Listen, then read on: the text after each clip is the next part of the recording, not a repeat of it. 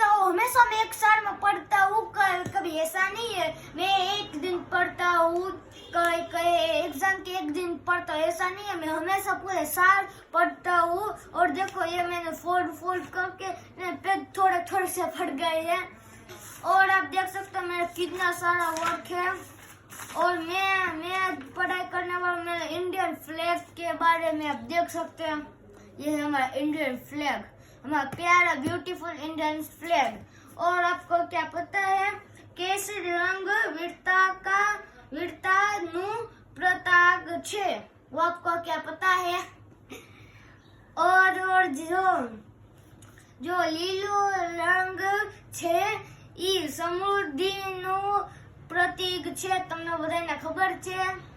તો આ જોઈ શકો છો અમને આવું બધું કેવું હાર્ડ આવે છે। નાના છોકરાને આદું બધું કરાવશો, કઈ કયો મા બાપને કઈ કયો તમે કેદું બધું કરાવે છે નાના છોકરાને। Bye bye, tata, see you. और जल्दी से जल्दी लाइक करना, वरना मैं कभी वीडियो नहीं बनाऊंगा। Bye bye, tata, see you. और सब्सक्राइब भी करना।